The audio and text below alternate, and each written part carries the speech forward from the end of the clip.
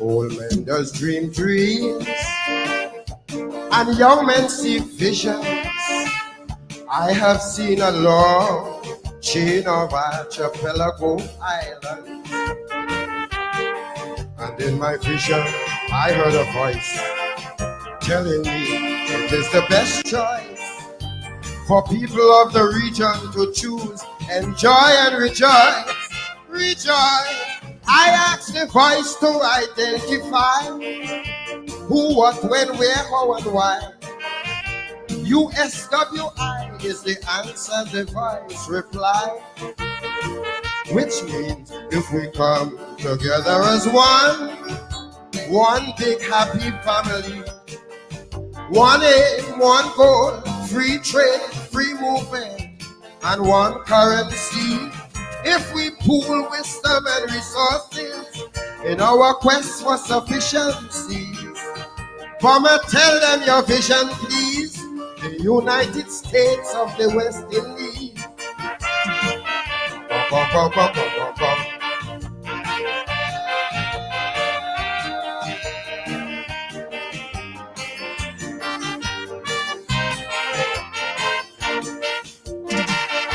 A mixture of race, class, color, and lingo,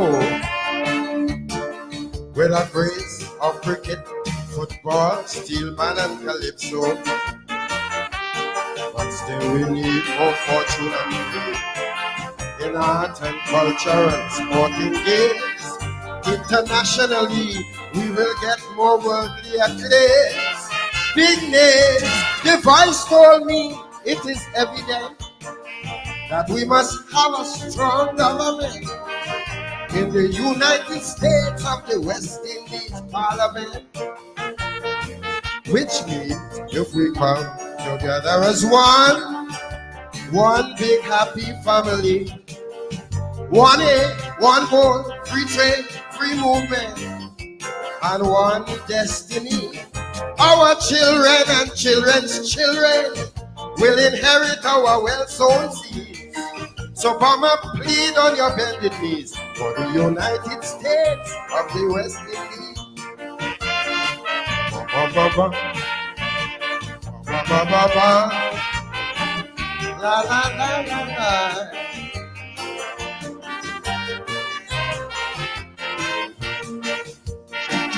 Great talents and skills all over the region. Ancestral blessings and wills mixed with pride and passion. But as we believe in democracy, faith in God and tranquility, our people will prosper from now till eternity. Oh, gee, and when the job is well said and done, the motto is all are we is one, with a West Indian emblem portraying the rising sun. Which means if we come together as one big happy family, one aim, one goal, free trade, free movement, and one currency, many nations go on to join us for economic stabilities. So Obama, sing them an anthem, please. The United States of the West Indies. Yeah, the coda.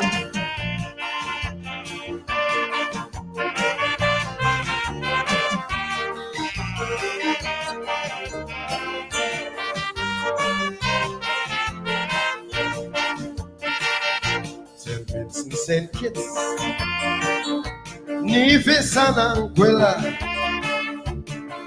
Cuba, Barbados, Martinique, Montserrat and Antigua, the Cayman Islands, Puerto Rico, Grenada, Trinidad, Tobago, Dominica, St. Lucia, Jamaica, Hispaniola, and so the Virgin Islands, Haiti, if you please, Guyana and the Netherlands, Antilles, Guadeloupe and the Bahamas. I begging you to tell them, please. We are going to tell them if we come together as one big happy family, One aim, one goal, free trade, free movement, and one currency. All them nations go want to join us for economic stability. So Thomas, sing them an anthem, please, of the United States of the West Indies. Listen.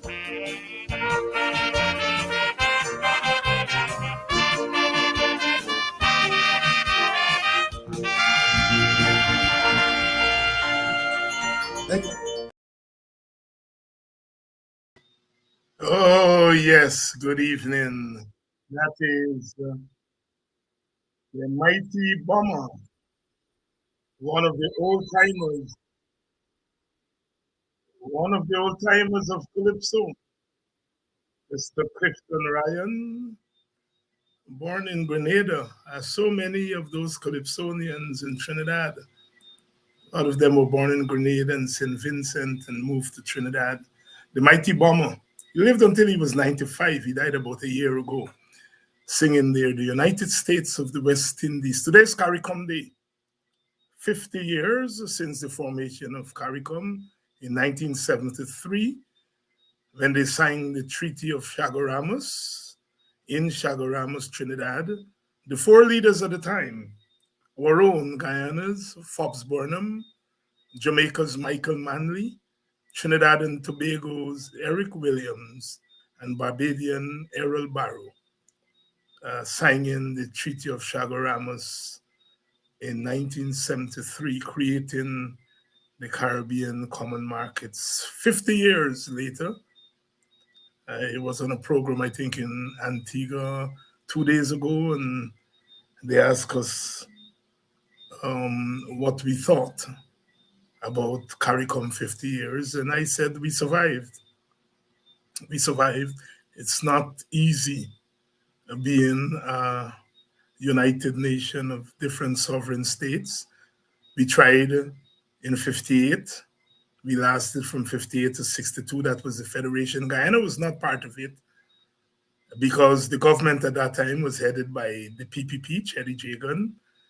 And the PPP argued that if Guyana were to become a part of the West Indies Federation, Indian Guyanese would be a minority in that federation. And so the PPP did not take Guyana into the federation. We were not part of the federation, although many of our people wanted to be a part of that federation. There was a second split in the PPP as a result of that.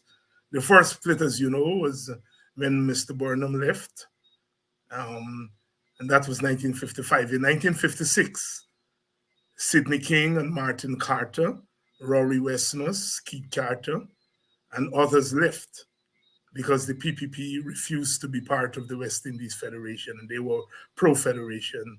Guyana would write at the time saying that the PPP's leadership has lost confidence in its African executives. And they left, and that opened the way for people like Bihari and C.R. Jacobs, who were Indian businessmen, right-wingers. They joined the left-wing PPP. The only place in the world where business people join the Communist Party. So, you know, they didn't join on the basis of ideology. You know, it was on the basis of race, and Guyana and Martin Carter would leave. The others would drop out of politics for a moment, but Guyana would go on into the PNC, becoming its general secretary. The PPP Burnhamite became the People's National Congress. The rest is history. We know that in the 90s, when Jagan came back to power and Basdio Pandey came to power in Trinidad, and there was an Indian-led government in Suriname, those three leaders met and wanted to form their own regional movement. They didn't get very far with that. But you hear people today talk about federation and CARICOM and so on. We know who is pro-CARICOM and who are anti-CARICOM. Good evening to you. Welcome. Please join the link. Please share the link. Sorry, we're on tonight. Just got back from a forum at the Pan-African Gardens there in the former Merriman Mall. There's a forum there today talking about African Guyanese and land. Sister Shemaine Jackson, lecturer at the University of the West Indies, presented the main paper on land in Victoria between 1840 and 1853. And yours truly spoke on how the struggle for land, African Guyanese lands, continues to today. Nice forum, some very good comments and questions from the floor. We continue keeping on. I told the audience that what we must continue to do is to build an African Guyanese movement to regain our citizenship, because you see, land ownership is part of citizenship. The right to vote, we notice, people are now buying our votes or attempting to buy our votes, and the vote is part of citizenship. And if our people are willing to sell their citizenship, it means that they don't feel a sense of citizenship in this country. And, that is something I will talk about in the coming days on this program with African Guyanese citizenship, where the state of Guyana is not acting in the interest of all of its citizens. Good evening, welcome. We're going to have Mr. Paul Slowe on tonight. We are asking the question, where is justice in Guyana? In the wake of what some people are calling that outrageous outcome, where the young lady apparently was pressured so much that she's refusing to give any more testimony, in a sense, withdrawing or charges. I want to be very careful. We're going to have Mr. Paul Slowe to walk us through. Remember when Paul Slowe was on here, he reminded us that there was a young woman in Buxton who made an accusation of rape against someone. The police interviewed that person in the presence of the young lady, and she was so traumatized she committed suicide. And so that man is walking scot-free. And I remember thanking him for taking us there. And he warned us about the safety of this child. You all remember? It was just about 2 weeks ago or less when Mr. Paul Slowe. And when he said that, you all remember, I snatched on it because it rang a bell in my mind. And maybe Mr. Paul Slowe wasn't wrong. They messed with that young lady. She didn't commit suicide in a physical way, but the outcome is as if she had committed suicide. You see why people like Paul Slowe are important? Because they understand the system and the process, and forewarned us on this program and on his own program. Where is justice? The system. Yesterday, we buried in Buxton one of my young friends, 25-year-old man, killed by a speeding 21-year-old boy. Killed him on the spot, knocked him off his motorbike. And then they turned up with the police. The police escorted the boy's family to the home of the dead man's family to arrange for some $5 million payout. The police My friend could kick himself that he didn't, he's a big man like me, so he didn't video the thing. He took out a picture, but he didn't video the thing. The police turned up with the boy who knocked down my little friend. Turned up with his family at the boy house for them to work out compensation.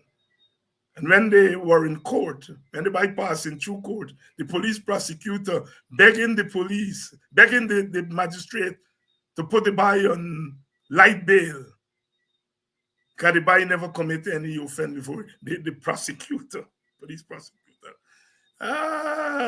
Thank God for the Paul Slowes of this world. So please share the link because we're going to talk it tonight. Let me again say happy CARICOM Day to all of us. We've survived 50 years and we're still together. We're still together. We're still together. Let me bring in Mr. Paul Slowe. Good evening, Mr. Slowe. Good evening, Dr. Hines. Good evening to your viewers. Oh, Lord. You remember when you raised that question of the young lady from Buxton? I did. I remember very well. I remember very well. Mr. Slowe, please explain to us what happened with this case from the last time you were here to now. The young lady apparently has said that she doesn't want to continue. When you were here the last time, the file had just gone to the DPP. The DPP sent back the file for further investigation. Now, deal with that first. The file went to the DPP. The DPP sent back the file to the police for further investigation. What may have happened there? Well, Doc, let me say this. As you pointed out, the file went to the DPP. Obviously, the DPP would have perused the file, and the DPP somehow decided that there should be further investigation before she can make a decision as to whether to charge or not to charge. I find that very strange because let me say this. That file must have, and I haven't seen the file, but I'm sure it must have contained the statement of the victim. If nothing else, it would have had the statement of the victim. And we all on social media and elsewhere saw that very descriptive statement from the young lady as to what took place between herself and Minister Darmlal. She described the rape, she described the sodomy in great detail. And I am saying that that is sufficient. That alone was sufficient for the DPP to decide to advise the police to institute a charge of rape against Nigeria Darmlal and perhaps then ask them to continue for the investigation. But there was absolutely nothing that would have prevented the DPP from proceeding or from advising that a charge should be instituted against the minister, Nigeria Darmlal. And I said on another program that the only reason that the DPP sent back the file, she said, for the investigation, is for them to find reason not to charge Darmlal. In other words, this file did not go back because there wasn't enough evidence to charge him. Let me understand that clearly. Because I am saying, and let me go straight away into the Sexual Offences Act, chapter 69, 1 of the Sexual Offences Act, says here, and I read it, no corroboration of the evidence of the complainant or the sworn or unsworn evidence of a child shall be required for a conviction for an offense under this act. And the judge shall not direct the jury that it is unsafe to find the accused guilty in the absence of corroboration. That speaks for itself. There's no need for corroboration for a person to be convicted under this act. And if, as we all know, the statement of the victim would have accompanied that file, I maintain that that was sufficient for the DPP to instruct on a charge. The DPP's position is not to determine the credibility of the witness and all of that. That is for judge and jury to decide. the DPP's chamber is the prosecutorial arm of the state. And once there is prima facie evidence, as there is in this case, then the DPP is obliged to recommend prosecution. So let's understand that clearly from the outset. There was no reason for that file to be returned before a charge is instituted. And it happens frequently. I speak from experience as a former senior police officer. You will send a file for legal advice. The DPP peruses the file. They will say, institute a charge, even charges of murder. Institute a charge and then send back the clear up this point, clear up that point, and send it back for further direction. So I was tempted to say that this is strange, but this is not strange because from the outset, we saw a deliberate effort on the part of the state agents and agencies to subvert the course of justice and to make sure that a case is not brought against Nigel Damlal. Mr. Slowe, you made it lucidly clear on this program when you were here the last time. And I'm just following up on what you just said. You made it lucidly clear that a charge could be filed while the investigation continued, and that this is standard practice. You made that point here on this program and other programs. So this is not rocket science. And yet the DPP is saying that the evidence, or implying that the evidence was not sufficient and she sent it back. It could only be send it back. As you said, send it back not for them to find the evidence, but for them not to institute charges. This is ridiculous. Is there any case in recent history, high-profile case, that you can remember that this sort of thing happened? Well, the opposite happens. The opposite is what happens in these high-profile cases. From the file goes to the DPP. In many cases, again, I speak from personal experience. No evidence, no prima facie evidence is there, and the DPP will direct that charges be instituted. We have seen in recent times, our recent history is replete with examples where charges are brought, including charges for murder. Persons spend 4 or 5 years on remand, and when the time comes for trial, the court, the judge presiding, has had to remark that there was never any evidence in this case. I refer specifically to the Colin Bailey case. Colin Bailey was a police sergeant who was charged of murder. This is a murder committed on his wife or his reputed wife. The co-accused, he was charged along with someone else.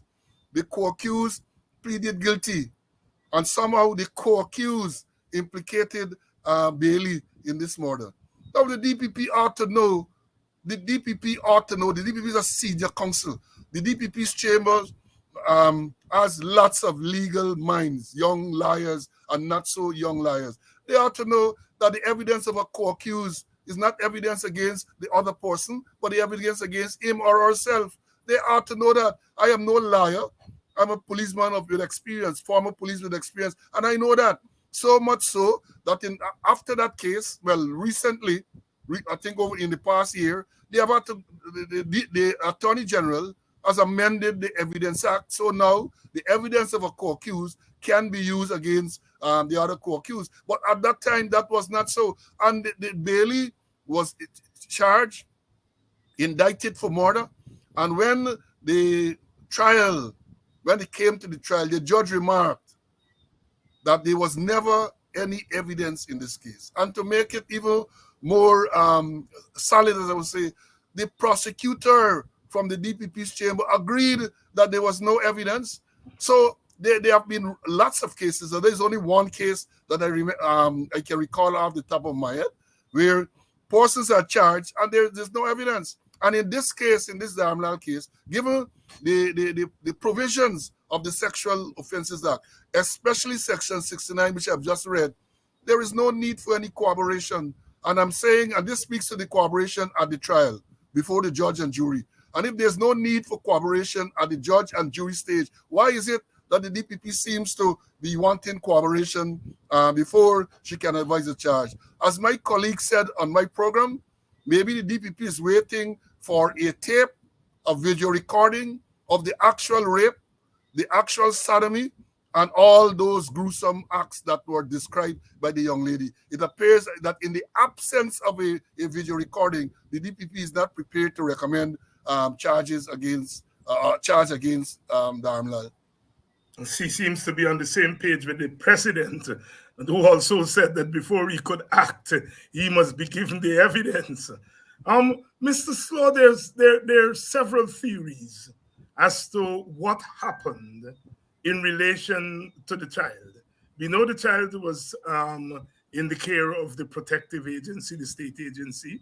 We know that she requested legal representation. She was denied. And there are several theories as to what led to her eventually telling the police that she doesn't want to proceed. What is your theory? Mental torture.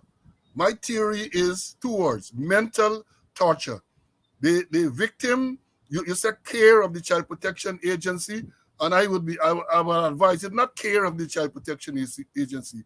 The young victim was actually imprisoned by the Child Protection Agency, imprisoned, because from the time they said that they took her into protective custody, she was locked away someplace. So here you have a case where the alleged rapist, the Minister of Local Government, Mr. Nigel Dharamlal, is put on bail within 4 or 5 hours of turning himself into the police. He's put on bail, so he has his freedom. And the victim, a 16-year-old rape victim, is locked away in some facility, deprived of outside access. She can't go where she wants and all of that.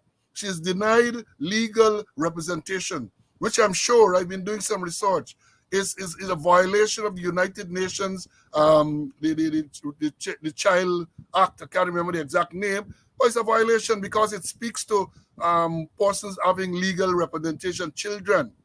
And this is a child, according to the United Nations Convention for Children. This is a child because they say once you are under 18, you are deemed to be a child. So the child is locked away, interviewed, Blossom, and then some other agency, the police, taken back to the home, to the locus in co, as we say. All that is mental torture on a 16-year-old. And I am saying this, Dr. Hines, and the DPP and all the legal minds can't dispute this, that if the victim in this case had been a suspect and had given any statement at all under those oppressive conditions, that statement would not have been accepted in any court of law in any place. So we understand this clearly, because the fact that after going through all of this, she's broken down, she's browbeaten, she's mentally tortured, and she decided to throw up her hands and say, look, I don't want any further action in this matter, right? There's no way a statement like that, under those circumstances, should have been accepted. And the DPP knows that. The DPP knows that given the conditions under which that statement is, that alleged statement is said to have been made. And then you hear the crime chief talk where it was video recorded and it was in the press. Matters not. Matters not. If you were to look, we like to talk about the judge's rule. And the judge's rule in terms of statement of accused person, she's not an accused person, but a statement of accused person given under those circumstances would never be accepted. So I don't know why the DPP want, the statement, the file has not gone back to her as yet. They say that it will go back tomorrow. And I would like to think that the DPP knows that given the circumstances under which that statement was made, that it should not be accepted. The charge should be filed and let the victim, and again, this is standard practice in policing. Many times a person comes to the station, they make a complaint, and then at some stage they come and say, look, I don't want any further action. Our position has been, as police commanders and so on, let them go to the court and tell the magistrate that they don't want any further action in the matter. It is not for the police to determine that the matter should not continue. Because in many cases, if you were to do that, we know people will go and claim impropriety on the part of police, somebody take a raise, somebody take a bribe. So our practice, at least when I was there as a commander, somebody makes a report and then they come back to the station and say, look, we don't want any further action in the matter. I tell them, go to the court, tell the court. So we're going to charge, and when you're called as a virtual complainant, you can indicate to the magistrate that you don't want any further action. And in those cases, the magistrate still has an option to put the person on bond, to be of good behavior period of time, depending on the nature of the case. So this is a worrying development. And as I've said, if standard practices are applied, notwithstanding the statement from the victim, the DPP should proceed with a charge, recommendation of a charge, and Dharamlal should be made to face the judge and jury. Because I say judge and jury because a rape charge is not a summary charge. A rape charge is an indictable charge, and only a judge and jury can decide on the outcome, on his guilt or his innocence. You would have seen, I hope, the GHRA statement, the Human Rights Association statement, and they're claiming in that statement that it's a matter of public interest, and so therefore the DPP should act in bringing about charge. Did you see the statement? Yes, I saw the statement. I fully agree with the Human Rights Association. I also saw a statement from Attorney at Law Dexter Todd, basically saying the same thing, and they are perfectly correct. This, outside of the public interest aspect of it, there is prima facie evidence. And again, I want to emphasize on the mere statement of the victim alone, and I'm sure they would have had additional, if a proper investigation was done, I doubt whether it was done, they would have had other circumstantial evidence. For example, this incident is alleged to have occurred on the 23rd of December, Friday the 23rd of December, 2022. That was a working day. The young lady claimed that she was picked up at the Glyphion Mall about 2:05 the afternoon. Working time, working hours. So any diligent investigator would have gone to his office to find out if he was in office at that time. Where did he leave to go? He would have had, ministers are usually provided with security personnel from the police, either the regular police or the special constabulary. You would have done your research. Who was the sentry working at the minister's residence? What did they say? Was the minister there? They have all of these, the president and these people boast about the smart city cameras and all of that. What did those cameras, have they gone to look at the cameras? Did they take possession of the minister's phone so that the forensic examination of the phone can be done? Did they subpoena the records of the telephone company to see all of that? Because remember, this is not an ordinary rape. This is a grooming by the minister. It is alleged grooming over a period of time before this dastardly act is alleged to have been committed on the 23rd of December. So there are going to be lots and lots of circumstantial evidence, bags and bags of circumstantial evidence. And I have said before that the statement alone from the victim is an investigator's dream, because the statement was so detailed. It's an investigator's dream. A proper investigator would love to have a statement like that, because it makes your job so easy. She spoke about so many things. And let me say this, because, you know, one of the things I understand, the DPP wanted clarification or something like that. Some word like that was used, right? She wanted clarification on certain issues. In other words, certain issues might have been raised in the report, whoever wrote the report, and the DPP wants clarification. I said before, and I'm repeating it for the emphasis of your viewers, Dr. Hines, that the fact that it could have been alleged that Minister Dharamlal painted over the room in which this thing occurred, moved the wrong furniture and all of that. I am saying again that the only way that could have been done is because the young lady would have related the color of the room, and the location of the furniture, and that would have been given to Darmlal. So in an effort to discredit the young lady, that is what they'll move it around. So you find that clear up inconsistencies. That's the word I was searching for. The DPP, I understand, said there were certain inconsistencies that she wanted cleared up. So I am assuming that the inconsistencies related to all of that. Because she might have said the room is blue.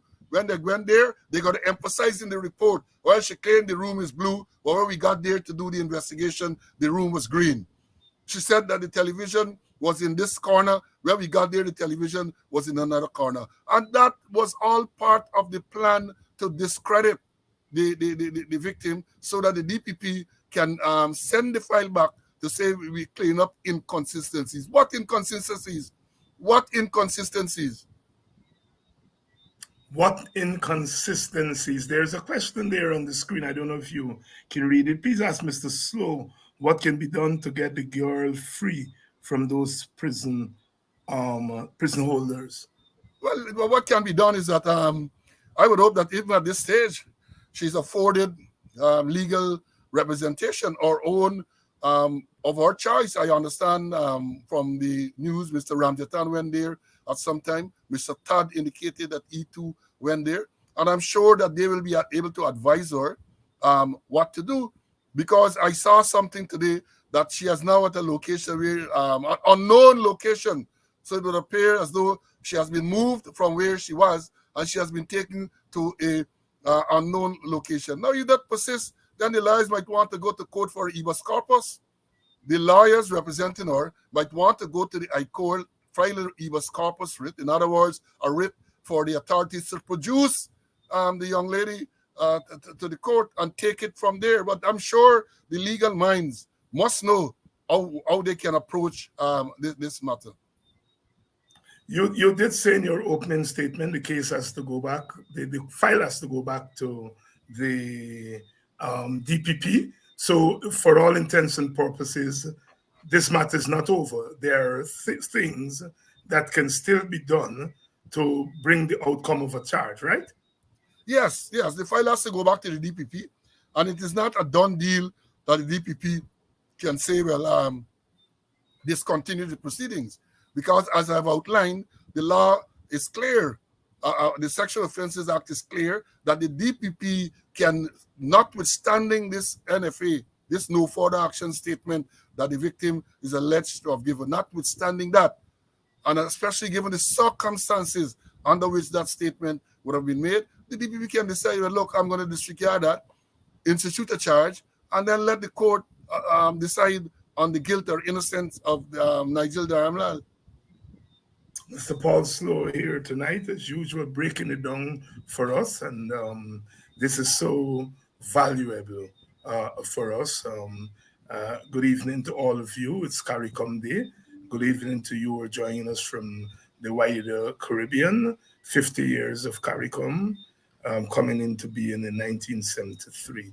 I would like to say good evening to all of you all over the CARICOM region, and welcome as usual to Politics 101. Want to give a shout out to the Pan-African Association and Coffee 250 that held the forum today on dealing with the issue of land as a very important component of citizenship. And Sister Charmaine Jackson gave a very good paper and a case study of Victoria. We'll try to get her moving around. I know I will want her to come to Buxton during the emancipation period to share that with us Buxtonians, because there really some interesting information.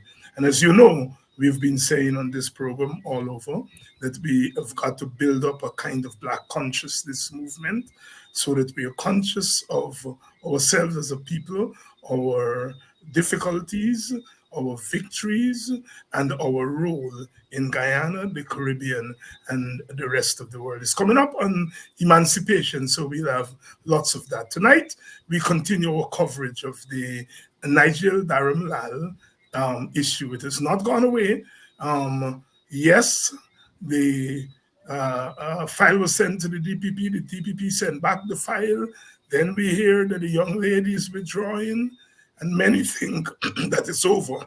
Mr. Paul Slowe is saying here tonight, it's not all gone. So we've got to keep the pressure up, because a case like this has consequences for us going forward. Mr. Slowe, some people have been suggesting a private murder charge against Dharamlal, and I think. Doc, you mean rape? You said murder. I think you mean rape. I'm sorry. I'm sorry. A private rape charge against Mr. Dharamlal, and I suppose this came out of the feeling that all was gone once the young lady said she wasn't proceeding. Is that something that you would recommend? Well, you have to wait. You have to wait on the DPP's ruling for us. The DPP might very well decide. I'm saying that all that has transpired doesn't mean that the DPP will say not to charge. We might be surprised that tomorrow or someday after, when the DPP sees the file, when the DPP looks and the PPP reconsiders all the evidence and all of that, especially the section 69 of the Sexual Offences Act, which I read, which says that there's no corroboration is needed. She might have a rethink and decide, look, let's institute a charge. She might advise the police to institute a charge. So we don't know. So I think we have to wait on that, await that for us. And depending on what happens there, then we have to be guided as to the way forward. But let me say this, that if for some reason the DPP decides not to recommend a criminal charge against Nigel Dharamlal, there would be no sense filing any private criminal charge, because the DPP is the authority on all criminal charges, whether it's public or whether it's private. And we would have seen in recent times where she would have withdrawn or discontinued private criminal charges. You have the case with the lawyer Singh. You have the case with the crime chief. She discontinued those proceedings. So it wouldn't make any sense. But then they might have to seek civil remedies. If it is that you cannot bring a private criminal charge, the victim might very well be guided to bring civil proceedings against Dharamlal for violating our constitutional rights and all of that. But the lawyers will know how to deal with it, because I've said the DPP can only pronounce on the criminal aspect of this case, but the case is not only for the criminal, why that is perhaps the more important aspect, but there are other aspects as well to be dealt with. You have the political aspect, which you would know a lot about, and of course you have also the civil aspect of the matter. Yes. Mr. Paul Slowe, as you peruse this whole story up to this point, what are some lessons we should learn, especially those of us who are advocating on the side of the victim, who are advocating against the abuse of power? What are some things that we can learn going forward on this matter? Because obviously there's some things that those of us who are protesting, who are upping the pressure, that we may not have anticipated. I know on your program, on this program, and programs that you have been on, you in a sense have preempted some of these things. But what are some lessons we can learn when we confront such issues going forward? Now, for me, the main lesson that we can all learn, is that the rule of law does not exist in Guyana. Yes. The rule of law is a concept that all are equal under the eyes of the law. That is what the rule of law is. That the law is blind and everyone should be treated equally. We have seen in this and other cases that does not apply.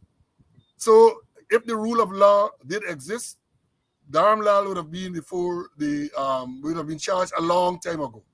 If the rule of law exists, Dharamlal would not have been sent on bail a mere 4 hours after he was arrested. We have seen in far less serious cases, people are kept for 72 hours in custody, and they are marched before the court in shackles and cuff. So the rule of law, there's no equal treatment. It clearly shows that those who are in power and those who wield power are treated preferentially. And therefore, the small man has no real chance of getting a fair deal when it comes to the legal matters and so. When these, and again, matters, we would have seen many matters that would have gone before the DPP for legal advice. People are charged for terrorism. People are charged for all kind of outrageous acts without any evidence, because they are small. They don't wield political power. When it comes to the politicians, and when it comes to those persons of influence, matters are withdrawn. Fraud charges and all kind of charges are withdrawn, right? And people are dragged before the court on the flimsiest of evidence. And you know, one of the sad things about all of this, persons are dragged before the court, and years after, in my own case, I can tell you, more than 2 years, and even you don't even have disclosure. In other words, the state can't even say, this is the evidence that we have against these accused persons or these defendants. They can't say. And so therefore, it is obvious that the chambers of the DPP has been politicized to such an extent that the rule of law does not exist in Guyana. And I have said before that when the politicians, people like the Attorney General and the Vice President and the President, when they speak about the rule of law, they must define the rule of law in Guyana context and what it is. Because the rule of law in the international context does not apply to Guyana. Guyana is more the animal farm. All animals are equal, but some are more equal than others. George Orwell, Animal Farm, that is what obtains in Guyana. Sadly, but it is true. Sadly, but it is true. And I know sometimes you all will tell me, oh, Dr. Hines, you tire us sometimes when you point out how far we have degenerated in recent times in Guyana. Mr. Slowe, I reference a young man from my village who was killed in an unfortunate accident. A 21-year-old young man was driving his car. He was allegedly intoxicated, and he hit my young friend off his motorbike, killed him on the spot. He went to court, and the police prosecutor was begging the judge to let him go, either on his own account or that is self-bail, or a small bail. Is that usual? If that is true, is that usual? Very unusual to ask a nominal bail in a case where a person has lost his life, especially given the frequency of this accident. And then they would have had, based on what you're saying, they would have had additional shock. The man was intoxicated. If it is that he was intoxicated at the time, he should have been charged for the intoxication as well as the causing death by dangerous driving, and that would have been grounds for him to have been remanded, at least at the first hearing, for him to have been remanded. But these are all very worrying development. Not surprising, because the corruption in the system has spread to all levels. And therefore, when I hear these things, I am not surprised. I'm disappointed, but not surprised. When you hear that the police, as you indicated, is taking the accused person to the home of the deceased for entering into a settlement, is corruption. Because when they offer the family $5 million, I'm sure the man who took them there, he, depending on getting his piece too, he is looking to get his piece, and he would have perhaps gotten his piece even before he got there. But let me say this. I've said it before. It's a practice perhaps in Guyana, the only country. When a person is killed on the road, then the relatives are allowed to say that, they don't want any further action. The offense is against the state, and the relative have no say. They are not witnesses in most cases in this matter. They have no say. Any say that they're going to have is before the court. When the person goes to court and sentencing time, the magistrate or the judge, as the case may be, might decide, well, look, you should compensate the relatives of the deceased person. That is for the judge or the magistrate to decide, not for the police and them to get and they're settling the matter. How can the relatives? It has happened frequently in Guyana, perhaps the only place. I don't know of any place else that something like that happens, where a person is killed and the person who does the killing, in this case via motor manslaughter, whatever you call it, can go to the relatives of the deceased and decide to settle the matter.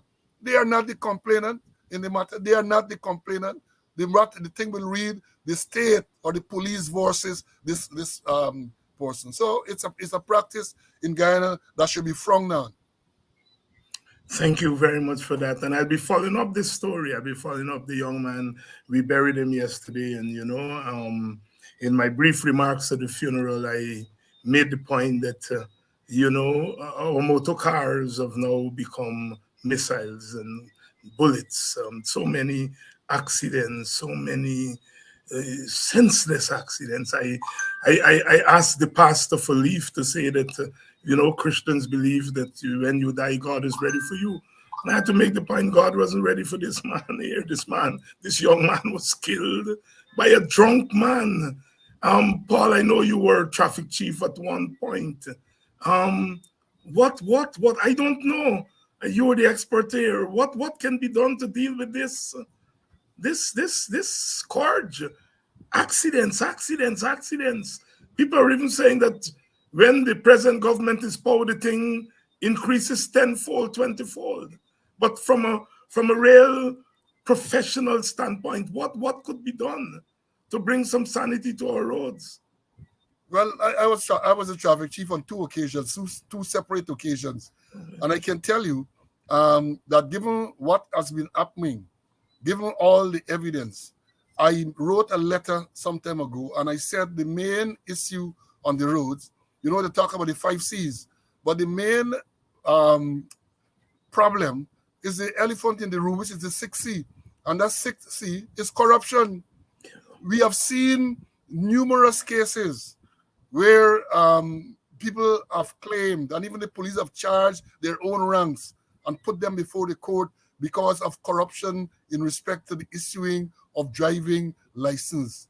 We have seen at least one case where the people from the Guyana Revenue Authority, as we call them, custom, charged for getting involved in inappropriate dealings with driver's license. Many of the persons who are on the road are not qualified. Many of them never took any examination to be there.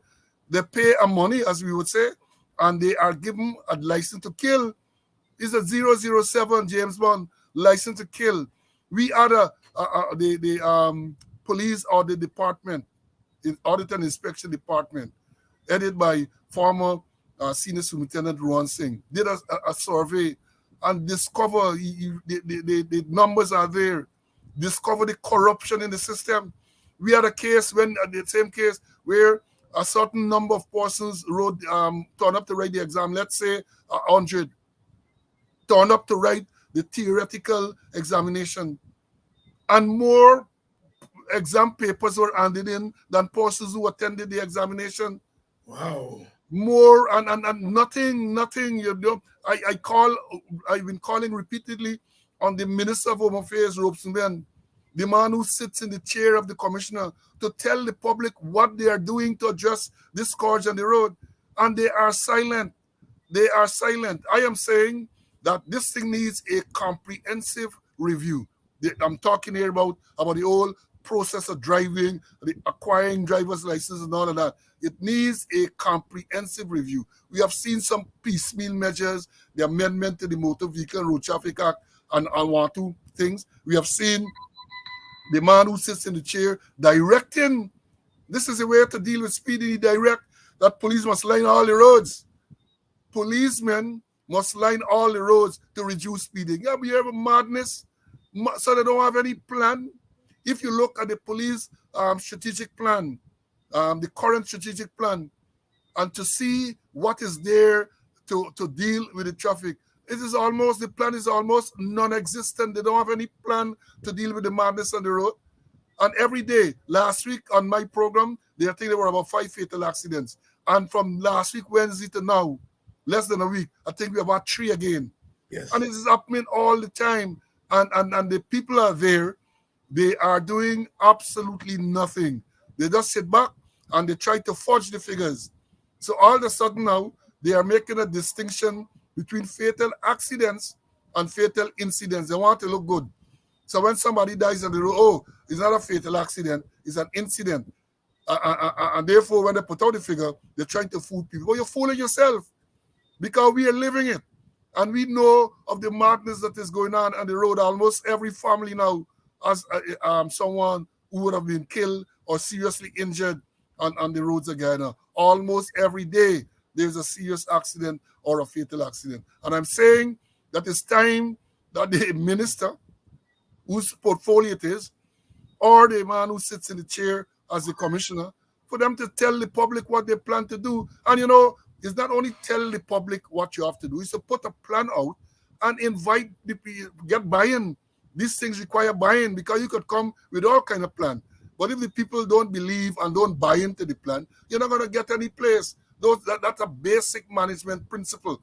You have to get buy-in from the stakeholders. And we don't know what's going on. And I am saying that if they can't do the job, go home, get somebody else get a shot and try. The minister is there. He is silent. The last time the ministry spoke about the accident was sometime in February, when at that time they claimed that there were 16 fatal accidents as against 8 the previous year.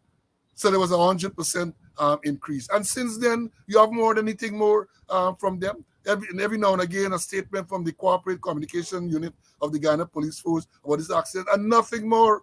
Nothing until I said when the thing had gone way out of control. I just remained that way. The man who sits in the chair there called a meeting with all the heads of traffic in the Guyana Police Force.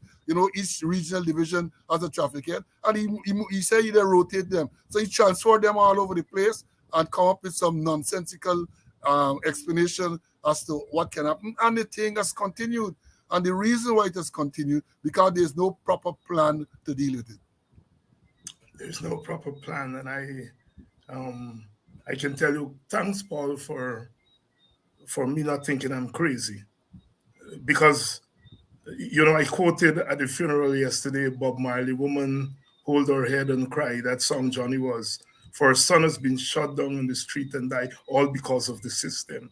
And I was making the point that there's a system that allows what happens on our road to happen. And you have just confirmed it for me from a professional standpoint. Thank you very much, because I now know that I am not crazy and I was not being a false prophet yesterday when I spoke at that funeral. Certainly, we've got to stop this craziness. We cannot be talking about development when our people are dying, especially the young people are dying. With what you pointed out, there is a very oiled system that turns our motor vehicles into weapons of mass destruction.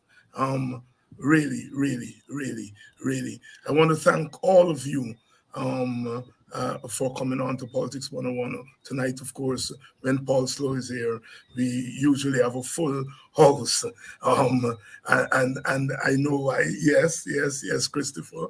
Yes, he brings professional information. Paul, is there anything that you want to touch on that I didn't ask you, whether it's as it relates to the Dharamlal case or anything that has to do with the rule of law policing that you want to leave us with?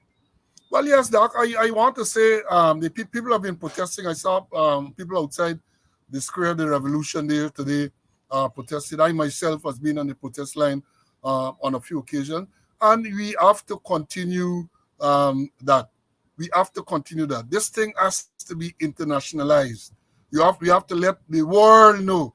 The world is watching. Well, we have to let them know what is going on. And I suspect it's not that until that happens that people are going to be brought to their senses, right? Because with a matter like this, I'm referring to the Dharamlal's matter.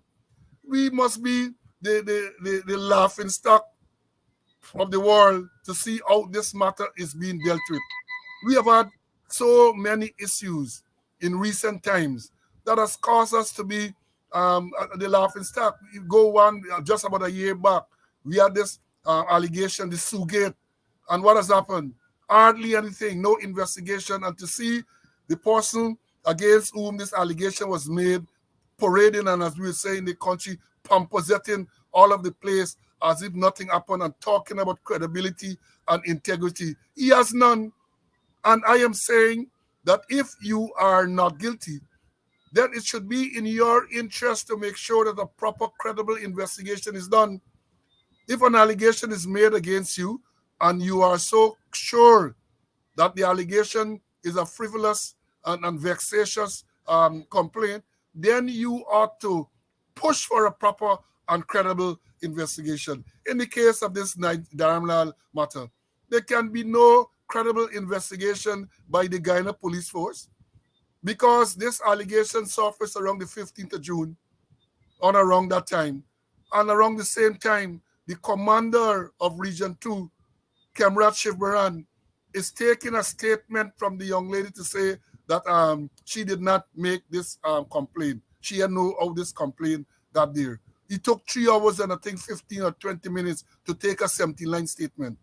And I asked the question, I will continue to ask the question, what was the young lady doing there in his office at Anna Regina for all that time?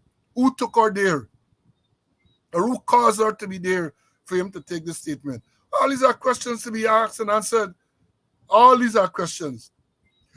The perversion of the course of justice is clear from that statement taken by Shivbaran, from the way the victim was treated by the child care. And they have to change this word child care because there's no way you can say that that child was under proper care. The child was tortured mentally, was beaten until she's succumbed and say, look, chop Chan, I don't want any further action. And what is important here, doctor, I want to say this. My understanding is that she did not say that the rape did not take place. Very important. She has not withdrawn the rape allegation. This is how I understand it. All she has said, I don't wish to proceed with this matter any further. That is not withdrawing the allegation. So the allegation is still there. And the same thing applies if Minister Dharamlal is so sure of his innocence, then he should be glad to be put before the court so that he can be vindicated. Because if perchance the DPP decides that no charge should be brought against Dharamlal, this will remain with him forever. This will remain with him forever. He will be known or he will be seen as a child rapist. And therefore, I'm saying it is in his interest as well to have this matter properly and credibly investigated and let a jury of his peers decide on his guilt or innocence. On his guilt or innocence, Mr. Paul Slowe here tonight walking us through as he usually does on these matters. Mr. Paul Slowe, thank you again for coming on and sharing, and I'm sure I'll be in touch with you as this progresses over the coming days. Thank you very much. Thank you very much, Doctor. Thanks for the invitation. Thank you. And remember, Paul Slowe's show is on Wednesday. I think it's at 2 o'clock, but I know it's Wednesday. His show is on Wednesday. Please make sure you tune in to that show. It's perhaps the most informative a show that we have on these platforms because, of course, Paul Slowe is a professional and he brings evidence to us. And, I know I'm going to try to get him into my own village. It's one thing to have him on these platforms. I'm going to try to get him into Buxton so that he can share face-to-face with the Buxtonians some of this information. Because I'm telling you, this is about human rights. This is about citizenship. And the aspect of the police, especially in a state that is moving towards a police state, is critical for our understanding. I want to thank you all. I want to thank the people in Victoria. I walked about there in part of the village last Thursday, I think. And a couple of you, some of you hailed me up and thank us for the kind of work that we're doing. So a big shout out to the people of Victoria. My own village, Buxton, yesterday was at the funeral there, and condolences to the family. Young Oliver Collins, they call him Blackie, in the village, laid to rest yesterday. My condolences, and condolences to Sandy, another of my friends in the village who passed away and will be buried in the coming days. My prayers and condolences to that family in Buxton, and to all the young Buxtonians who I nodded to, shook hands with, talked to, chatted with yesterday. I want to say thank you all for being citizens, even in a country where your citizenship is not valued, but you continue to be citizens and you continue to make your presence felt. And I can tell that our young people are crying out for some connection to a larger movement. Sometimes we're guilty of putting down young people and thinking that they're not about nothing. And when we move among them, we find out that they're about a lot, and that where the gap is really between us and them. We got to treat the youths right. We got to treat the youths right, you know, because they are the future. They are the future. And we're going to try to do as much as we can to connect with our young people, stretch our arms out and wrap it around them, and use our voices and whatever we have to stay true to our people. We got to build a movement. We got to build a Black movement. We've got to build a working class movement, a movement of the poor and the powerless. We've got to build an anti-dictatorship movement. And when all these movements come together, we're going to be able to stop the rot in our country, to stop the stench in our country. It's too much. Too many people are dying senselessly on our roads. Too many suicides. Too much domestic violence. Oh gosh, the paper again today, another man killed his partner, his reputed wife. It's too much. It's too much. We cannot be a developed country when all this blood is being shed around us senselessly. I want you all to stay with the movement. Stay with the movement. We've got to build this movement, and I think we're making progress. Anecdotally, I can tell you, as I move around and people recognize me and reference what we are doing for Black people, what we're doing for poor people, what we're doing for consciousness of self, it says that we are making some progress, despite the fact that they call us racists and troublemakers and all the dirty things that they can think about. I think we are meeting a critical mass. So let's continue this struggle. Let's continue building this movement, because it's the movement will set us free. We have been freed before. We free ourselves from slavery. We free ourselves from indentureship and colonialism. And as the shackles have been put on our feet and our minds again, we're going to free ourselves again. It's a constant fight, but with a critical mass of people keeping watch, standing with us. My sister Lynette, good evening. It was good seeing you yesterday. And I know you're saying it's too much for our country, but you're a soldier too, and you're on this journey. All of us are on this journey. giving our people hope, giving our people strength. We will be vindicated. Not too long from now. What is happening in our country is unsustainable. The human spirit is much more powerful than people think. Much more powerful than people think. And we shall overpower those who are abusing the power that we give to them. I love you all. Happy CARICOM Day. Happy 50th anniversary to our Caribbean. We've been integrationists long before 1973. The slave plantation was not a Guyanese phenomenon. It was a Caribbean phenomenon. It was a hemispheric phenomenon. It was a global phenomenon. The slave master didn't treat us as Barbados and Trinidad and Jamaica. Those countries didn't exist. They treat us as the Caribbean. We were integrationists long before 1973. The Pan-African movement founded in the year 1900.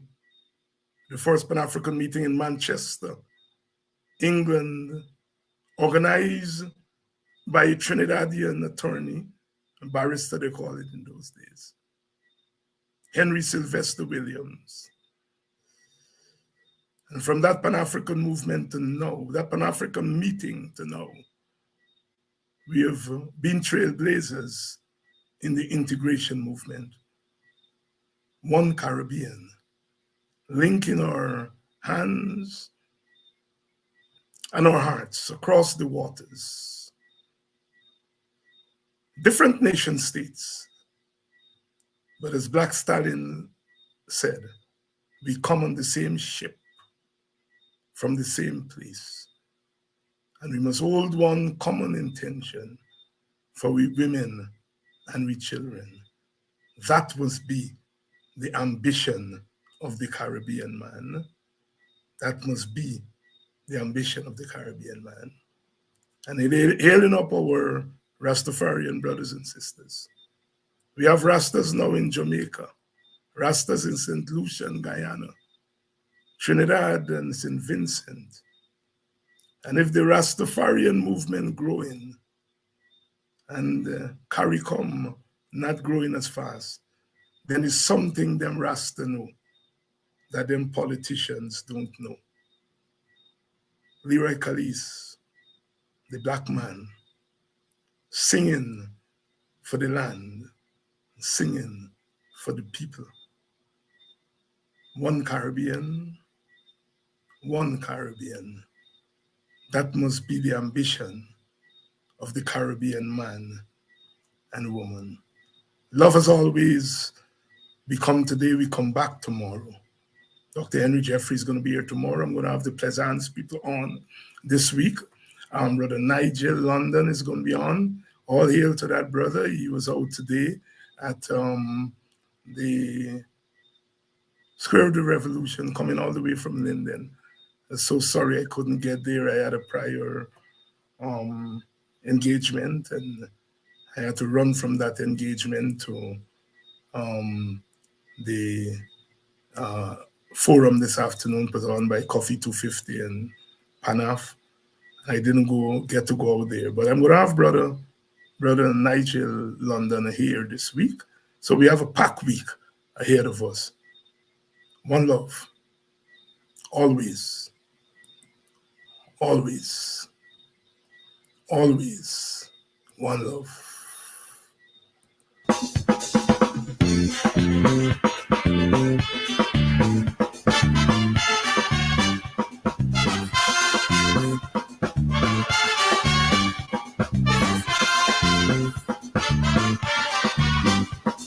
Once upon a time, this country was sweet. People could align freely on the street. Whether was north or south, you could always walk without the fear of molestation. and intimidation. We had no money, but used to live right. People used to be just poor and polite. It didn't matter what. We were always taught you have to honor your mother and father, and then love thy neighbor. Now honor and respect gone through the door. Living in a state of undeclared war. Youths are kid like they insane. Parents want to abstain. Shouting out to call me name. I ain't taking no kind of blame. Something happened along the way now. Honesty was simply thrown overboard. This is madness. Madness. This is madness. Total madness. Something happened along the way. Morality we can no longer afford. This is madness. Madness. This is madness. Total madness. What's going on in my country, Lord? Tell me what is wrong. I want to know.